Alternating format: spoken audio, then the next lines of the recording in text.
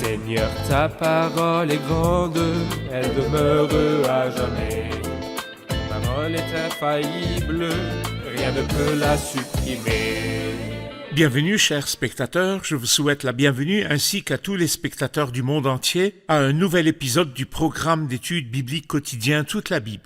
Nous sommes toujours dans notre étude passionnante de l'épître aux Éphésiens, l'une des épîtres de prison que l'apôtre Paul a écrite dans la prison de Rome. Nous sommes arrivés précisément au chapitre 5. Nous étudierons les versets de 1 à 21. Permettez-moi tout d'abord de souhaiter la bienvenue à mon invité, le serviteur du Seigneur, le frère Youssef Riyad. Bienvenue, frère Merci Youssef. beaucoup, frère Riyad. Nous souhaitons également la bienvenue aux invités avec nous. Bienvenue à vous tous. Frère Youssef, il y a quelque temps, nous avons publié une question sur notre page Facebook et demandé aux participants et aux spectateurs de partager et de nous faire part de leurs opinions et leurs impressions à propos de l'épître aux Éphésiens. Une réponse est venue de Iman Boulos. Elle dit « c'est l'épître des lieux célestes ». Andrew Wasfi a dit « cela peut se résumer en ce mot, à lui la gloire dans l'Église ». Naomi Michael a déclaré « c'est l'épître des privilèges et des responsabilités ». Youssef William a dit « c'est l'épître de la plénitude divine ». Hani Abou Nader a dit « c'est la distinction des croyants dans les lieux célestes en Christ ». Medhat Gergis a dit « toutes les bénédictions spirituelles dans les lieux célestes ». Najib Isaac dit « c'est l'épître des lieux célestes ». Joseph Gad El-Sid a dit « nous voyons la position du croyant en Christ ». Résultant de l'œuvre de la grâce et de sa conduite en conséquence. Quelle est votre opinion sur ces posts? Les gens ont été satisfaits de l'épître et l'ont très bien exprimé. En effet, des mots de personnes satisfaites, que Dieu vous bénisse, nous attendons avec impatience de nombreux autres messages. Nous sommes arrivés au chapitre 5 dans les premiers versets de 1 à 21. Quels sont les points principaux, frère Youssef? Oui, eh bien, nous avons compris que les chapitres 4, 5 et 6 forment la partie pratique. Les exhortations et les responsabilités des croyants. Et nous avons aussi appris qu'au début, il avait divisé notre unité en 3 cercles. Un cercle étroit, le cercle du corps unique, et il a parlé de cette partie du verset 1 jusqu'au verset 16 du chapitre 4. Le deuxième cercle est plus large, c'est le cercle lié au Seigneur, et tous ceux qui invoquent le nom du Seigneur dans le monde chrétien. Et ce cercle-là, il en parle dans les versets que nous allons étudier. Et en fait, nous pouvons dire quelque chose d'autre, après qu'il nous ait dit dans la première partie que nous sommes assis dans les lieux célestes. Il veut nous dire qu'il est vrai que votre position est dans les lieux célestes, mais vos pieds sont toujours sur terre. Comment devez-vous vous conduire étant sur la terre alors que vous êtes des gens célestes? Alors il commence à dire « Soyez donc les imitateurs de Dieu puisque vous êtes ses enfants bien-aimés ». Et dans cette partie, il y a une répétition du mot « se conduire ». Vivez dans l'amour, conduisez-vous comme des enfants de lumière. Faites attention à la façon dont vous vous conduisez. Alors ici, c'est la marche pratique qui correspond à la haute position que nous avons vue dans la première partie de l'épître. Alors, c'est la partie du comportement pratique. Oui. Permettez-moi de lire quelques versets pour vous revenir avec une question. « Soyez donc les imitateurs de Dieu, puisque vous êtes ses enfants bien-aimés, et vivez dans l'amour en suivant l'exemple de Christ qui nous a aimés et qui s'est donné lui-même pour nous, comme une offrande et un sacrifice dont l'odeur est agréable à Dieu. Que l'immoralité sexuelle, l'impureté sous toutes ses formes ou la soif de posséder ne soit même pas mentionnée parmi vous, comme il convient à des saints, qu'on n'entende pas de paroles grossières, de propos stupides ou équivoques. C'est inconvenant. Mais plutôt des paroles de reconnaissance. Vous le savez bien, en effet, aucun être immoral, impur ou toujours désireux de posséder plus, c'est-à-dire idolâtre, n'a d'héritage dans le royaume de Christ et de Dieu. Que personne ne vous trompe par des paroles sans fondement, car c'est pour cela que la colère de Dieu vient sur les hommes rebelles. N'ayez donc aucune part avec eux. Quand il a dit « imiter », il a dit « soyez donc les imitateurs de Dieu, puisque vous êtes ses enfants bien-aimés, et vivez dans l'amour ». Ensuite, il nous a donné une norme. Parlez-nous de cette norme en Christ. Eh bien, dans ces versets-là, avec les derniers versets du chapitre précédent, il nous a parlé des 3 personnes de la divinité. Car il dit « Le Saint-Esprit habite en vous, n'attristez pas le Saint-Esprit de Dieu ». Ensuite, il dit « Vous êtes devenus des enfants de Dieu ». Donc, puisque vous êtes devenus des enfants de Dieu, vous devez marcher comme les enfants de Dieu. Soyez les imitateurs de Dieu, comme des enfants bien-aimés. et il nous a apporté la norme ou le modèle étonnant qui est le Christ. Alors il a mentionné le Saint-Esprit, le Père et le Christ. Le Christ est le modèle, vivez dans l'amour en suivant l'exemple du Christ qui nous a aimés. Et là nous voyons le Christ dans ces deux aspects. Dans sa vie sur la terre, il était une offrande, et dans sa mort sur la croix, il était le sacrifice d'odeur agréable. Ce qui veut dire que dans sa vie sur la terre, il a tellement satisfait le cœur de Dieu le Père. Il lui a ouvert le ciel et dit « Celui-ci est mon fils bien-aimé qui a toute mon approbation ». Une personne pleine d'amour et de générosité envers les gens, qui a appris au monde à donner. Il ne donnait pas en se limitant à aller partout et faire du bien, mais il donnait plutôt en se livrant lui-même. Et je ne pense pas qu'il y ait un amour qui soit plus grand. Il n'y a pas de plus grand amour que de donner votre vie pour vos amis, pour ceux que vous aimez. C'est le Christ et c'est ce qu'il a fait. Il a aimé dans sa vie et il a aimé dans sa mort. Et il nous dit « Je veux que vous deveniez comme le Christ, les imitateurs du Christ. Vivez dans l'amour en suivant l'exemple du Christ qui nous a aimés et qui s'est donné lui-même pour nous comme une offrande et un sacrifice dont l'odeur est agréable à Dieu. » Très bien. À partir du verset 3, il commence à parler de la liste noire, comme il est dit. La liste noire des actions et des paroles. Il a commencé à dire que l'immoralité sexuelle, l'impureté sous toutes ses formes ou la soif de posséder ne soit même pas mentionnée parmi vous, comme il convient à des saints, qu'on n'entende pas de paroles grossières, de propos stupides ou équivoques. Que voyez-vous dans cette liste et comment le Saint-Esprit appuie-t-il sur cela? Eh bien, après nous avoir parlé du saint amour, de vivre dans l'amour, le diable a un substitut démoniaque et impur de l'amour. Et qu'est-ce que c'est? L'impureté, l'immoralité sexuelle, l'avidité. Il ne faut pas les mentionner, pas seulement ne pas les faire, mais il ne faut pas les mentionner, c'est-à-dire ne pas en prononcer le nom. Parce que parler de ces choses, comme il le dit ensuite, il dit ce que les hommes font en secret, il est même honteux d'en parler. Alors, après nous avoir parlé de l'amour céleste, l'amour de Dieu qui s'est manifesté en Christ, il nous dit que tout comme le parfum agréable du Christ s'est répandu ou se répand, aimez-vous les uns les autres afin que votre odeur agréable se répande aussi sur la terre. Mais attention, le diable a un substitut qui est dévastateur. Alors donc il faut faire très attention, l'amour chrétien est un amour qui est saint. Il a complètement retiré cette liste du cercle des croyants, qu'il s'agisse des péchés de sexualité, d'adultère, d'impureté ou les péchés de la parole. Nous allons prendre une pause et puis prendre une question du public. Chers spectateurs, je vous retrouve après la pause. Restez à l'écoute. Nous sommes maintenant scellés par l'Esprit de Dieu pour le jour de la rédemption, le jour où le Saint-Esprit présentera l'Église comme épouse pour le Christ. Cet objectif et cet espoir doivent nous conduire à une vie pure et à un comportement saint. Le croyant doit se conformer à Dieu, surtout en ce qui concerne le pardon. Mais ce principe peut être appliqué à tous les aspects de la vie chrétienne. Les nations qui étaient dans le passé à un niveau très bas ont été élevées au niveau de l'amour divin.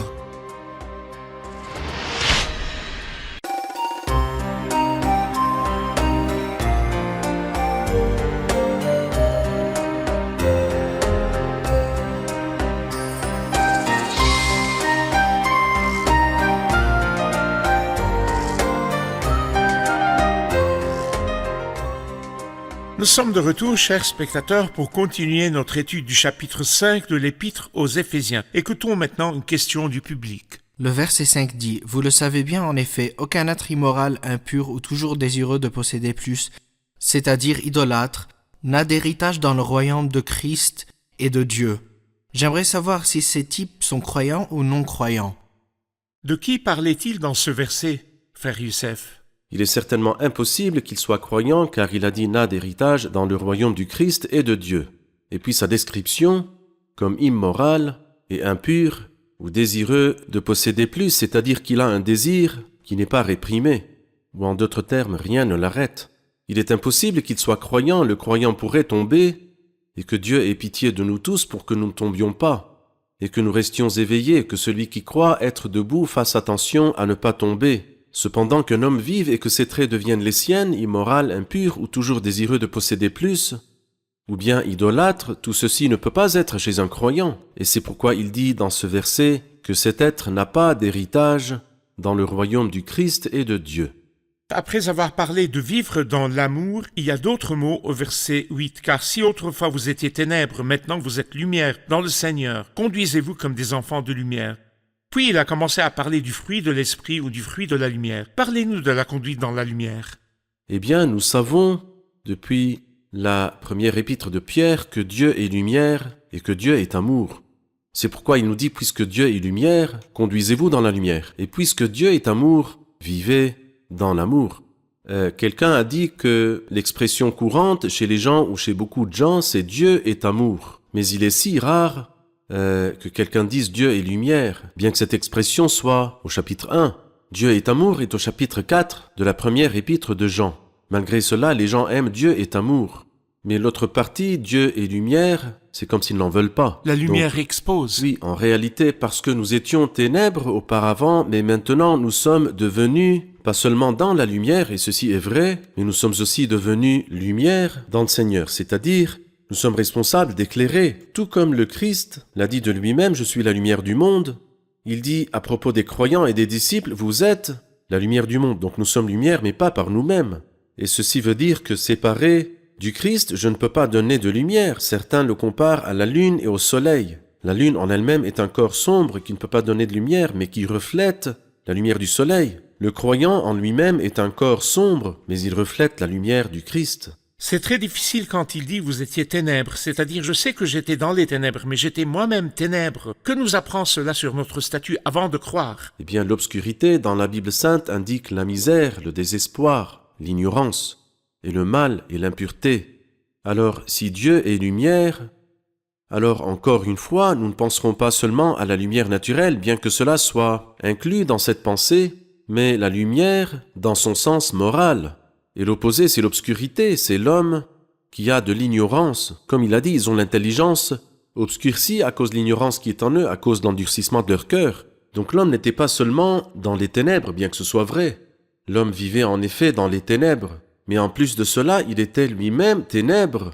Maintenant, c'est le contraire, je suis dans la lumière, si nous marchons dans la lumière comme Dieu lui-même est dans la lumière.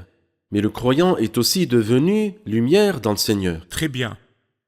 Comme nous sommes devenus lumière, ainsi, dit-il au verset 9, le fruit de l'esprit consiste en effet dans toute forme de bonté, de justice et de vérité. Discernez ce qui est agréable au Seigneur et ne participez pas aux œuvres stériles des ténèbres, mais démasquez-les plutôt. En effet, ce que ces hommes font en secret, il est même honteux d'en parler. Après avoir fait une liste ou une série de triades, immoralité sexuelle, impureté et cupidité, ou de paroles grossières, de propos stupides ou équivoques, il a parlé aussi d'une tripartite qui est la bonté, la justice et la vérité et qui est liée à la lumière. Qu'est-ce que vous y voyez? Je vois d'abord qu'il mentionne les péchés odieux, les péchés dont tout le monde approuve la laideur. Cependant, ensuite, il a parlé des péchés de la parole. Comme s'il voulait dire que les gens accordent une grande valeur à ces choses et une faible valeur ou bien aucune valeur pour les autres. Péché majeur et péché mineur. Exactement. Mais en réalité, lorsque le cœur est plein d'impureté, comment parlerait-on? Car il est écrit, sa bouche exprime ce dont le cœur est plein. Alors donc, si moi je suis plein de pensées impures, lorsque j'ouvre la bouche, je prononcerai des paroles grossières, stupides ou équivoques. Et ce n'est pas approprié, et c'est pourquoi il ne s'agit pas d'une question de péché majeur ou mineur, mais cela indique un cœur qui est plein d'impureté, car cette affaire et l'autre sont toutes les deux dangereuses. Cependant, il dit plus tard que nous devrions non seulement nous abstenir négativement de l'impureté et du mal, mais aussi positivement. Nous devons donc avoir et faire tout ce qui est bon et juste et vrai. La bonté est liée à la nature elle-même, la justice est liée au comportement extérieur, C'est vrai. et la vérité ou la droiture et ce que nous faisons et vivons doit être dans l'honnêteté. Très Nous bien. ne faisons pas semblant Mais tu veux devant que la les gens. vérité soit au fond du cœur. En effet. Mais il y a une exhortation, il dit « Et ne participez pas aux œuvres stériles des ténèbres, mais démasquez-les plutôt. » Cela veut dire que lorsque je marche dans la rue, si je vois quelqu'un faire quelque chose de mal, j'irai l'évaluer ou lui dire que ce qu'il fait est faux, alors je marcherai dans la rue comme un policier ou un gendarme dans la rue, réprimandant les actions impies des gens? Ou est-ce que cela veut dire autre chose? Oui, il s'agit certainement d'autre chose. Mais remarquez au verset 7, n'ayez donc aucune part avec eux, et verset 11, ne participez pas aux œuvres stériles des ténèbres, ni partenariat, ni participation, c'est-à-dire aucune communion avec les personnes, ni participation aux actes de corruption qu'ils commettent. Alors donc, en ce qui concerne les méchants qui font le mal, je n'ai aucune communion avec eux. Et je ne prends absolument aucune part avec eux dans les actes qu'ils commettent. Mais nous les démasquons. Comment le ferons-nous? Peut-être que si nous lisons le verset 13, ce sera plus clair. Il dit « Mais tout ce qui est démasqué par la lumière apparaît clairement. » Ou laissez-moi le lire d'une autre manière pour le rendre plus clair. « Mais tout ce qui est démasqué apparaît clairement dans la lumière. » Ces caractéristiques deviennent claires. Que veut dire cela? Eh bien, cela signifie que je ne dois évaluer personne ou me faire passer pour le gouvernement ou pour Dieu. Je ne suis ni Dieu ni le gouvernement. Je suis une personne qui vit avec honnêteté devant Dieu. Mais je donne la lumière. Et que fait la lumière? Eh bien, la lumière montre les traits des choses. Pourquoi les gens haïssaient-ils le Christ? Parce qu'il faisait des miracles et des prodiges? Non. Si quelqu'un accomplit des miracles, il sera généralement Parce que élevé. leur manière d'agir était mauvaise. Exactement. Les hommes ont préféré les ténèbres à la lumière parce que leur manière d'agir était mauvaise. Il était donc la lumière qui expose. C'est pourquoi ils le haïssaient. C'est comme s'ils disaient « Nous vivions dans l'obscurité et vivions comme nous voulons et selon nos habitudes. Nous n'avions aucun problème, mais quand tu es venu, tu nous as fatigués parce que tu as montré, tu as révélé nos véritables traits corrompus, tu les as montrés, tu les as exposés. » Sauf que le Christ n'avait pas besoin de réprimander quelqu'un qui faisait une erreur quand il le voyait, mais il était la lumière qui révélait les traits des choses. Oui, en effet, nous voyons beaucoup de croyants au travail qui ont des amis. Quand ils disent des mots inappropriés, et un croyant arrive, ils disent « Arrête de parler, tel est arrivé ». Arrêtez. Notre ami est En là. effet, quel privilège le Seigneur donne-t-il aux croyants? La lumière qui expose et met une limite aux ténèbres. Exactement. Nous prenons une pause, puis reviendrons pour continuer. Chers spectateurs, je vous retrouve après la pause. Restez branchés.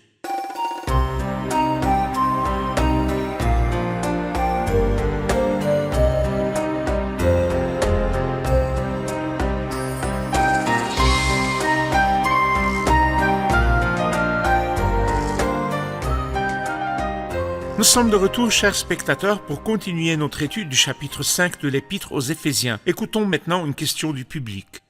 Le verset 14 dit, c'est pourquoi il est dit, « Réveille-toi, toi qui dors, relève-toi d'entre les morts, et Christ t'éclairera. » Qui a prononcé cette phrase, et que signifie-t-elle? Où cette phrase a-t-elle été mentionnée et que signifie-t-elle? Oui, c'est pourquoi il est dit. Il y a plusieurs opinions sur cette question. Il pourrait s'agir d'une citation non littérale de certains passages comme Ésaïe 60 et autres. Ou alors il pourrait s'agir d'une chanson courante à l'époque. C'est pourquoi il est dit. Ou ce pourraient être les paroles de l'apôtre lui-même. Ou les mots de la lumière. Alors donc c'est la lumière qui dit « Réveille-toi, toi qui dors ». Cela veut dire que quand le soleil se lève et la lumière entre dans la pièce, la lumière me dit « Lève-toi, réveille-toi ». Donc la lumière dit. C'est pourquoi il est dit « Réveille-toi, toi qui dors, relève-toi d'entre les morts ». C'est étonnant, est-il endormi ou bien mort? Non, il est endormi parmi les morts. Et peut-être dans le Cantique des Cantiques, chapitre 5, la mariée dit « J'étais endormi, mais mon cœur veillait ». Et c'est tellement triste de trouver un dormeur parmi les morts. Parce qu'en fait, quand vous voyez 10 hommes qui dorment, ou plutôt 10 morts, et parmi eux un qui dort, vous penserez que les 10 sont morts, vous ne remarquerez pas. Il est donc très dangereux de dormir parmi les morts. La lumière dit, la Bible dit, le Seigneur dit, « Réveille-toi, toi qui dors, relève-toi d'entre les morts. » En tant que croyant, je pourrais dormir, mais ne dormez jamais parmi les morts, car cela est très dangereux. Très bien. Juste après, il dit de faire attention à la conduite. Nous avons parlé de vivre dans l'amour et de marcher dans la lumière, puis faire attention à la conduite. Il dit, ne vous comportez pas comme des fous, mais comme des sages. Rachetez le temps, car les jours sont mauvais. J'aimerais avoir un commentaire sur racheter le temps, frère Youssef. Vous rachetez quelque chose qui est si précieux pour vous. Lorsque quelqu'un kidnappe une chose ou quelqu'un d'important, il demande une rançon. Autant la personne est importante, autant la rançon est grande. Et les gens sont prêts à payer la rançon lorsque la personne est si importante pour eux. Ce que l'apôtre Paul voulait dire est que la chose la plus importante pour nous est le temps. Rachetez le temps. Achetez-le pour n'importe quelle somme d'argent. Car tout peut être compensé, mais le temps écoulé ne peut pas être ramené. Et c'est pourquoi appréciez la valeur du temps. Quelqu'un a dit les opportunités sont comme un corps qui a un crochet par devant et par derrière un dos lisse. S'il passe devant vous, vous pouvez le retenir pendant qu'il est encore devant vous. Mais s'il passe, il sera impossible de le tenir de nouveau. Si c'est les fini. opportunités sont passées, elles ne reviendront pas. Exactement, elles ne reviennent plus. Alors rachetez le temps. Et il dit car les jours sont mauvais. Et les jours sont mauvais veut dire tous les jours, depuis le jour où le Christ est monté au ciel jusqu'à ce qu'il revienne une deuxième fois. Toute la période de l'Église dans le monde sont des jours mauvais. Et c'est pourquoi ne perdons pas notre temps. Ces paroles sont pour moi et pour chaque vrai croyant. Il ne nous faut pas du tout perdre le temps, c'est une perte qui est extrêmement grande. Alors, que nous est-il demandé de faire avec le temps? Quelqu'un pourrait dire, je ne perds pas de temps, je travaille de 9h à 23h. Je ne rentre pas à la maison, je travaille. Un autre dirait, je suis dans mon magasin 24 heures sur 24. Certains diraient, je n'ai même pas le temps de manger avec mes enfants. Alors, quel est le rapport entre le temps et la valeur du temps? Comment devrions-nous le passer? Écoutez, si vous passez votre temps de la meilleure façon possible, en vous occupant seulement des questions temporelles, vous n'aurez pas raison.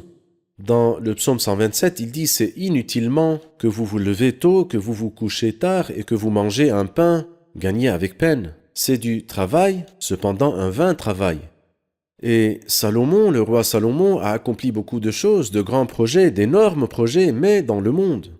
Et puis il dit « Tout ce que j'ai fait est vanité des vanités. » Et l'apôtre Paul a dit « Sachant que votre travail n'est pas sans résultat dans le Seigneur. » Et moi j'ai un conseil pour les personnes qui pourraient perdre le temps. Il y a un proverbe juif qui indique l'intelligence dans les questions du monde et de l'argent. Le proverbe dit « Moi je m'occupe des centimes, mais les dollars prennent soin d'eux-mêmes. » Et la morale de cela est de prendre soin des quelques minutes qui pourraient être perdues. Ne les gaspillez pas. Les pièces du temps. Les pièces ou les fractions de temps sont quelque chose qu'il ne faut pas gaspiller. Alors, ne perdez pas les fractions de temps, profitez de toute minute, car les jours sont mauvais. En effet, celui qui travaille pour des affaires personnelles, bien qu'il travaille correctement, mais la Bible dit que c'est un travail vain. Mais il y a un autre travail qui n'est pas vain, sachant que votre travail n'est pas sans résultat dans le Seigneur. Celui qui profite de son temps de repos, peut-être qu'il ne dormira pas assez pour rendre visite aux gens et leur parler du Seigneur, ou se rendre dans une ville pour encourager certains croyants ou frapper aux portes pour partager l'Évangile avec les gens. Ce travail n'est pas vain dans le Seigneur. Et que servira-t-il à un homme de gagner le monde entier s'il perd son âme? Exactement. D'après ce que vous dites, prenez soin du troupeau de Dieu, non par contrainte, mais de bon gré. Travaillez avec zèle et soyez bergers du troupeau de Dieu. D'accord, je vous remercie. Nous avions prévu la partie « Soyez remplis de l'Esprit » dans l'épisode d'aujourd'hui. Nous la reporterons au prochain épisode pour lui donner tout son temps. Nous sommes arrivés à la fin de l'épisode. Nous allons réviser l'épisode avec nos invités. Qu'avons-nous appris de cet épisode? J'ai beaucoup aimé la question de racheter le temps. L'idée de racheter le temps, comme si je payais tout ce que je possède pour profiter de chaque opportunité du temps. Au chapitre 5, j'ai compris comment nous pouvons être une lumière pour le monde, comment nous éclairons. C'est important pour notre vie pratique, combien nous pouvons avoir un impact sur les gens. Avant de connaître le Seigneur, nous étions dans les ténèbres, mais depuis que nous avons connu le Seigneur, nous sommes dans la lumière. Nous devons marcher dans la lumière et aussi avoir de l'amour. Nous devons également faire attention à notre conduite. Très bien. Merci, que Dieu vous bénisse. Merci, frère Youssef. Nous nous retrouverons dans le prochain épisode. Chers spectateurs, les paroles du Seigneur pour vous et moi dans l'épisode d'aujourd'hui sont faites donc bien attention à la façon dont vous conduisez, ne vous comportez pas comme des fous mais comme des sages. Rachetez le temps car les jours sont mauvais. La chose la plus précieuse au monde est le temps. Le temps doit être acheté et racheté et faites tous vos efforts pour que lorsque votre journée se termine, vous aurez fait quelque chose pour la monnaie, le trésor du ciel. Peut-être que vous dites, je suis à la maison et je n'ai pas l'énergie de sortir, je n'ai pas l'énergie d'aller nulle part, je suis un vieil homme, j'ai des problèmes de santé, je ne quitte pas la maison. Vous aussi, vous pouvez profiter de votre temps pour la gloire du Seigneur lorsque vous vous engagez avec le Seigneur. Et lisez la Bible et priez pour les autres. Toutes les possibilités vous sont offertes pour que vous puissiez racheter le temps, car les jours sont mauvais. Je vous retrouve dans le prochain épisode avec un sujet très important qui est le fait d'être rempli de l'Esprit Saint. Quels sont les aspects d'être rempli de l'Esprit? Nous parlerons également du mari et de la femme, comment le mari doit aimer sa femme et comment la femme doit se soumettre à son mari. La maison chrétienne, comment devrait-elle être? Je vous retrouve dans le prochain épisode. Que le Seigneur vous bénisse.